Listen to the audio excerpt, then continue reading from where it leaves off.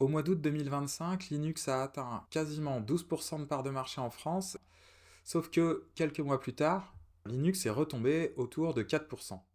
Alors que s'est-il passé? Est-ce que Linux a déçu? Pourquoi les utilisateurs sont passés sous Linux? Et pourquoi après sont-ils partis? Est-ce que Windows déçoit? Est-ce que macOS déçoit aussi? Je vais essayer de répondre à toutes ces questions. Alors, je suis sur le site StatCounter et je montre actuellement les statistiques pour le marché français des systèmes d'exploitation pour les ordinateurs. On peut voir que Windows a 66% des parts de marché, ce qui est conséquent, mais il faut comprendre qu'il y a une dizaine d'années, Windows avait 90% du marché. Donc là, Windows est en train de chuter d'année en année, et ça, c'est caractéristique d'une déception. Ensuite, on va regarder les parts de marché de macOS. Donc ici, vous avez OS X plus macOS, le tout dernier. Donc là, on totalise 18%, ce qui est très conséquent. Il faut savoir que macOS est tombé à 4% de parts de marché il y a 20 ans et que depuis, ils ont énormément remonté. Et maintenant, on va s'intéresser à Linux. Alors Linux, c'est actuellement 4,66% du marché. Il n'a jamais été aussi bien portant. Donc ça veut dire que c'est prometteur. Donc maintenant, on va regarder les courbes. Et ici, vous avez cette courbe bleue qui est Windows. Et vous voyez que Windows, même s'il connaît une remontée au mois de septembre, il est quand même à nouveau en train de chuter. Windows est en train de décevoir. Concernant macOS, donc vous avez la courbe en violet. Ok, elle descend, mais en même temps, vous avez la courbe ici en turquoise qui monte. Donc ça veut juste dire que les utilisateurs restent sous Apple et ont des machines de plus en plus modernes avec le macOS le plus récent. Il monte doucement mais sûrement. C'est aussi assez positif pour macOS. Le mystère, c'est ici au mois d'août, on est à 11,46% et tout d'un coup, au mois de septembre, on retombe à 5% pour retomber à 3,89% au mois de novembre. Et puis là, ça remonte un peu, on est à nouveau à 4,67%, donc on revient un petit peu vers Linux. Donc je vais essayer d'expliquer ce qui s'est passé déjà au mois d'août. Au mois d'août 2025, la plupart des utilisateurs étaient sous Windows 10. Windows 10 qu'ils avaient déjà eu du mal à adopter, on est passé de Windows 7 qui était très bien et qui avait fidélisé les utilisateurs à un Windows 8 qui a été lamentable puisque il était censé avoir un système de tuiles qui ressemblait au Windows Phone. Et puis finalement, Microsoft, comme il fait d'habitude, il se lance dans des trucs qu'ils abandonnent juste après. Ils ont abandonné Windows Phone, qui était pas mal d'ailleurs. Donc on s'est retrouvé avec un OS qui était censé unifier un peu tous les OS mobile et desktop, et on s'est retrouvé avec un truc designé pour le mobile et le tactile sur les ordinateurs desktop. Ça a donné Windows 10 qui n'a pas arrêté d'essayer de recaler les choses au niveau du design et d'adapter tout le système de réglage pour qu'il soit homogène. Et maintenant, c'est vrai que l'interface de Windows est devenue enfin homogène et il n'y a plus dans le panneau de configuration deux manières de régler les choses. Enfin, un petit peu quand même. Il y reste encore des morceaux. Si vous vous promenez dans le paramétrage des imprimantes, vous trouverez encore un paramétrage version Windows 11 et un paramétrage à l'ancienne version Windows 7. Ils n'ont pas encore tout unifié. Bon, déjà, ça a énervé, on va dire, les utilisateurs, mais quand même, Windows était massif à l'époque, 90% de part de marché, donc on va dire qu'ils sont restés fidèles. Mais ce qui a vraiment déclenché cette fuite de Windows, que vous voyez ici en août 2025, c'est que Microsoft a annoncé que c'était fini pour Windows 10 et qu'il fallait passer à Windows 11. Sauf que quand tu voulais passer à Windows 11, il y avait une analyse de ton ordinateur qui disait que ton ordinateur ne pouvait pas passer à Windows 11. Alors oui, je sais, certains utilisateurs savent très bien faire une ISO avec Rufus, désactiver les vérifications de sécurité, et puis passer à Windows 11. Mais là, je parle des chiffres du grand public. Le grand public ne sait pas forcément faire ça, et le grand public s'est cogné une interface qui lui a dit que, en gros, son ordinateur était obsolète, et qu'il fallait qu'il change d'ordinateur s'il voulait passer à Windows 11. Et que s'il voulait rester sur Windows 10, il allait avoir des gros problèmes de sécurité. On est là sur un cas d'obsolescence programmée qui a forcément déçu la plupart des utilisateurs. À cette rentrée-là, septembre 2025, du fait que j'ai une petite entreprise d'informatique, j'ai passé beaucoup de clients à Windows 11. Et d'ailleurs, j'ai fait la clé Rufus qui faisait fi des questions de sécurité et qui les passait à Windows 11 pour qu'ils arrêtent d'avoir cette espèce de harcèlement qui leur disait qu'ils allaient avoir des failles de sécurité, tout ça. Donc pour rentrer dans le détail, c'est les fameux TPM du BIOS. Alors il m'est arrivé pour certains clients de flasher leur BIOS pour qu'ils puissent avoir la possibilité de gérer les TPM avec les versions suffisantes pour gérer Windows 11. Sur certains portables, je les ai passés de 4 à 8 Go parce qu'il faut 8 Go de RAM minimum pour qu'ils puissent accepter Windows 11. Et pour d'autres, j'ai fait le plan Rufus, c'est-à-dire j'installe Windows 11, bien que Windows me dise vous allez vous heurter à des problèmes de sécurité et tout ça, parce que j'ai bricolé la clé avec Rufus. Toutes ces choses ont fait que Windows a déçu. Mais ça, c'est qu'un des problèmes. Si je rentre dans le détail, et peut-être que je consacrerai une vidéo là-dessus, c'est que Windows a énormément de problèmes. Pour ma part, je suis passé sous Linux il y a 10 ans, donc moi j'ai déjà été épuisé par ces problèmes. C'est par exemple le fait que maintenant, quand vous installez Windows, on vous force à créer un compte Microsoft. Vous avez noté que chaque mois, c'est de plus en plus difficile de ne pas créer un compte Microsoft pour installer Windows. Quand je le fais pour un client, le client n'est pas là, j'ai son ordinateur, je dois réinstaller Windows, et là, il faut l'appeler en lui disant c'est quoi votre compte Microsoft? Et bien entendu, le client a oublié son mot de passe. Avant, c'était très bien, je faisais un compte local. La création du compte Microsoft, ça permet à Microsoft d'avoir des données sur ses utilisateurs, soi-disant pour leur bien, vous savez très bien ce qui se cache derrière. Par exemple, dès que vous avez un compte Microsoft, Microsoft va s'empresser de créer un compte OneDrive qui va avec. Très vite, toutes les données vont s'enregistrer, soi-disant pour votre bien, dans le dossier OneDrive, et va le remplir très rapidement. Parce que, par exemple, si vous utilisez Office, tout de suite Office va écrire dans le dossier de OneDrive. Donc le but, c'est que très vite ce dossier soit saturé. Et une fois que vous frôlez les 5 Go, Microsoft vous propose pour 1 € seulement de vous abonner pour avoir un OneDrive plus conséquent. Sachant qu'il y a des milliards d'utilisateurs de Windows dans le monde, imaginez ce que représente 1 € mensuel par utilisateur de Windows.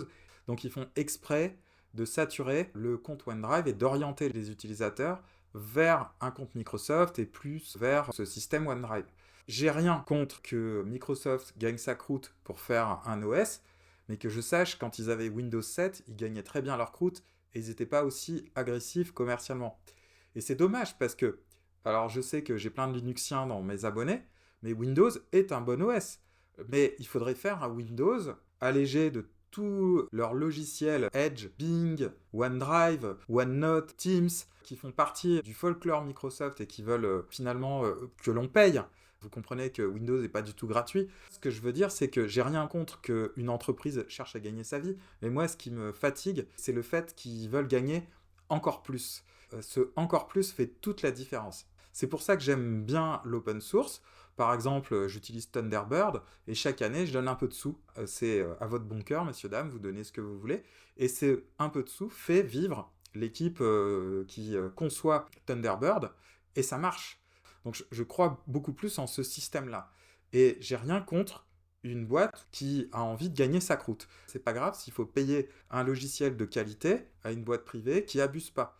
Moi, ce qui me rebute, c'est par exemple les abonnements. Donc pour revenir à Windows, Windows a épuisé les utilisateurs avec cette obsolescence programmée et le passage vers Windows 11, et ils étaient déjà échaudés par le fait que voilà, tu as OneDrive, tu le désinstalles, il y a une mise à jour, OneDrive revient, tu as un nombre incalculable de programmes Xbox quand tu installes Windows et de programmes publicitaires dans tous les sens, qui fait qu'on n'a plus l'impression que c'est un OS, on a l'impression que c'est une vaste publicité. Je ne sais pas si vous vous souvenez de cette histoire de service copilote qui faisait une capture d'écran de ce que vous aviez sur le bureau pour soi-disant aussi votre bien, c'est-à-dire quand vous faisiez une recherche, l'intelligence artificielle était capable d'analyser ce que vous faisiez puisqu'il faisait une capture d'écran. Sauf que en termes de vie privée, c'était catastrophique. Toutes ces choses-là, mises bout à bout, ont vraiment déçu. Vous pouvez penser que j'ai un avis très tranché sur la question, mais non, c'est tous les utilisateurs qui ont cet avis, puisque regardez, Windows a vraiment dévissé. Et ce qu'il a fait dévisser en particulier au mois d'août, c'est cette histoire de Windows 10 à Windows 11. Parce que là, ça forçait des gens, il y a des gens, ils n'ont pas beaucoup d'argent, à changer d'ordinateur. Donc ils vont changer, je sais pas, ils ont un ordinateur portable, ils sont obligés de mettre 700 € dans un nouvel ordinateur pour qu'ils puissent gérer Windows 11. Parce que Windows 11, c'est 8 Go minimum, là où Windows 10, 4 Go, ça suffisait. Moi, ce qui m'attriste, c'est que ce même ordinateur pouvait très bien continuer de fonctionner sous Windows 10, Et Microsoft pourrait très bien continuer de supporter Windows 10, de garantir la sécurité avec le même hardware. Et cette histoire de TPM, c'est totalement bidon. La sécurité a bon dos. On va justifier que c'est pour votre bien, mais en fait, c'est surtout pour gagner plus d'argent. La preuve, puisque Linux s'installe sur ces machines dont Windows 10 ne veut plus. Et Linux garantit une bonne sécurité. Donc très sérieusement, sur ces mêmes machines abandonnées par Microsoft, on pouvait installer Linux qui garantissait un niveau de sécurité très bon. Donc au mois d'août 2021, qu'est-ce qui s'est passé? Il y a plein de gens qui sont passés sous Linux et il y a eu une flopée de youtubeurs qui ont dit j'en ai marre de Windows et je passe sous Linux. Et je peux vous dire qu'ils en avaient déjà marre depuis peut-être 5 ans de Windows, avec tout ce que je viens de vous raconter, sauf qu'ils ne passaient pas à Linux parce que sous Linux, t'avais pas les jeux. Beaucoup de gens sont très attachés aux jeux vidéo. Les jeux vidéo, pour moi, c'est quelque chose d'aussi énorme que le cinéma. C'est un art total, quelque chose de très sérieux. Et maintenant, Steam est d'abord développé sous Linux et adapté sous Windows. Et le résultat, c'est que on n'est pas loin des 90-95% des jeux qui fonctionnent sous Linux. Donc ça fait quelque chose d'énorme par rapport à il y a 10 ans. Wine progresse notamment parce que c'est utilisé par Steam. Et Steam fait énormément avancer Wine. Je vais vous lancer ici Word. Et il s'agit de Word 2010. C'est un Word que j'avais acheté à la Fnac. J'ai encore la boîte. J'ai mis ce Word avec mon code licence et il fonctionne nickel. Je l'ai installé direct, c'est-à-dire j'ai double-cliqué sur l'installation et il s'est installé nickel. Et ça, je ne pouvais pas le faire l'année dernière. Donc ça veut dire Wine a vraiment progressé. Un autre logiciel qui fait que les utilisateurs passent de Windows à Linux, c'est DaVinci Resolve, le logiciel de montage vidéo gratuit sur toute plateforme. Après, on peut payer la version studio, ce que j'ai fait parce que sous Linux, c'est avantageux parce qu'il y a un moteur de décodage vidéo intégré. Donc ça veut dire, les jeux, c'est réglé, le montage vidéo, c'est réglé, et donc les utilisateurs se retrouvent sous Linux. Quand tu installes Linux, on te demande juste ton pseudo et un mot de passe. T'as pas besoin de donner un email, t'as pas besoin de dire ton âge, si t'es un homme, si t'es une femme, quel genre de pub tu vas recevoir, et puis quand tu réponds non, on te dit vous allez recevoir quand même de la pub, mais elle sera moins personnalisée. Tu vois le genre de trucs qui viennent de Windows et tout. Et sous Linux, t'as jamais des questions comme ça. Jamais ton navigateur va te dire vous devriez utiliser ce navigateur plutôt que celui-là. C'est à toi de décider d'installer un logiciel plutôt qu'un autre. Et sous Linux, on a aussi quelque chose qui est, à mon sens, énorme. Ce logiciel, PAMAC, permet d'installer et de mettre à jour toutes les applications et évidemment de les désinstaller. Je n'ai pas besoin d'aller sur le site de ce logiciel pour l'installer. Je passe par la recherche PAMAC, je tape le nom du logiciel que je souhaite et j'installe direct là et désormais il se mettra à jour tout seul en même temps que Linux. Sous Linux, tu n'as pas de problème avec les drivers ou les pilotes parce que les drivers sont intégrés dans le noyau. Et maintenant, je vais dire un peu de mal de Linux. Une fois que ça a été installé, on voit que ça redescend. Voilà, les utilisateurs sont déçus. En 2 mois, on est passé de 12% de part de marché et on est retombé à 4%.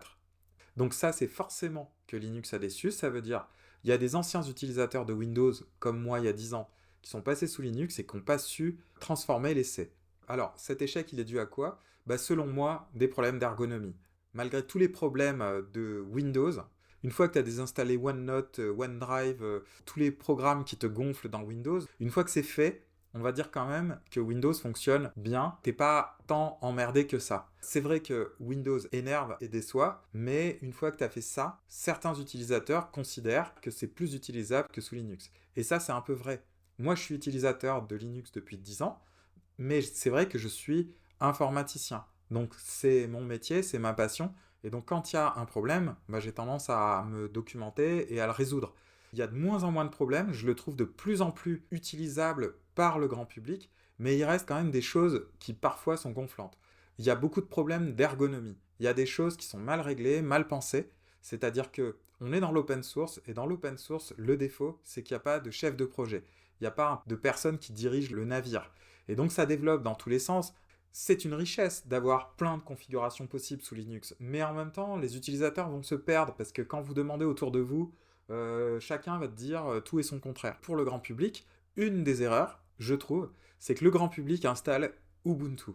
Alors je prie à l'avance de m'excuser pour les fans d'Ubuntu, moi je n'aime pas du tout Ubuntu. Et comme tous les débutants, j'ai commencé par Ubuntu, parce que c'est la plus célèbre. Mais quelle erreur j'ai faite! J'ai failli quitter Ubuntu pour revenir à Windows. J'ai un copain qui m'a dit, mais arrête avec Ubuntu, installe Mint. Alors on peut voir ici sur DistroWatch, hein, qui fait des statistiques sur les clics des distributions les plus téléchargées. On peut voir que Mint est en deuxième position, et c'est une de celles qui a le plus de succès de ces 10 dernières années. Mint est basé sur Ubuntu d'ailleurs, donc Mint c'est Ubuntu, mais en mieux. Ils ont fait justement tout ce qui manque à Ubuntu. Il y a une barre des tâches qui ressemble à Windows, et donc là vous avez des utilisateurs qui vont être un peu moins paumés, et puis tout ce qui est navigation entre les applications, les raccourcis, la gestion du réseau, plein de choses qui sont plus faciles à utiliser sous Linux Mint que sous Ubuntu. En plus, Linux Mint est assez beau. Et le design, c'est hyper important. Les gens, ils ont envie de design. Quand ils achètent une voiture, ils l'achètent parce qu'elle est belle, avant même de savoir si le moteur, il est bon. Ils achètent leur téléphone parce qu'ils sont beaux. Et les Linuxiens, il ne faut pas négliger ça. Et depuis 10 ans, ils ne le négligent pas. Les Linux sont de plus en plus beaux, donc ce qui fait qu'il a du succès. Mais il ne faut surtout pas négliger ça. Si les Linuxiens veulent convaincre un peu plus le grand public, le design, l'ergonomie, ça compte énormément. Un peu comme pas mal d'utilisateurs, j'ai fait Ubuntu Mint, mais après sur Mint, il y avait un défaut, c'est que Mint est basé sur Ubuntu Debian. Ce qui m'énervait, c'est que quand sortait une nouvelle version de Krita ou de GIMP, ben, elle était d'abord disponible sous Windows, la nouvelle version, par exemple GIMP version 3, et sous Linux, eh ben t'attends 6 mois. Ça, c'est quelque chose qui m'insupporte alors que ça vient du monde open source et que sous Linux, tu devrais être le premier servi. Et j'ai découvert qu'il existait des distributions basées sur Arch. Donc moi j'aime beaucoup Manjaro pour cette raison. Donc celle que j'utilise, c'est celle-ci, c'est la Manjaro Plasma actuellement. KDE Plasma, c'est pour moi une des meilleures distributions. Celle qui s'appelle Manjaro Cinnamon ressemble comme 2 gouttes d'eau à Mint, sauf que comme elle est basée sur Arch, eh ben t'as droit aux mises à jour des applications beaucoup plus rapidement.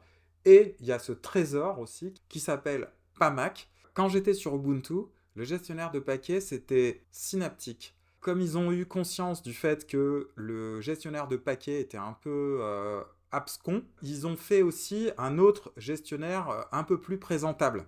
Mais cet autre gestionnaire n'était pas assez complet, n'avait pas assez d'options pour tout faire. Donc du coup, tu es obligé de jongler entre les deux. Tu es obligé de garder Synaptic, plus compléter avec l'autre qui est un petit peu plus joli et design.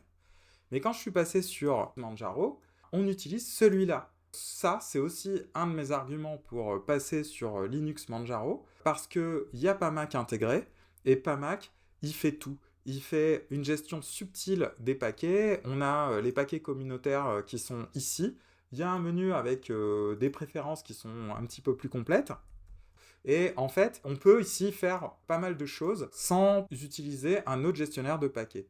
Mais toutes ces petites choses que je suis en train de vous raconter, ça peut décourager les utilisateurs. Parce que quand tu dis à un utilisateur, tu vas aller sous Linux, mais attends, il y a des distributions basées sur Arch, d'autres sur Debian, tu préfères Cinnamon ou tu préfères KDE Plasma, les mecs se cassent, quoi.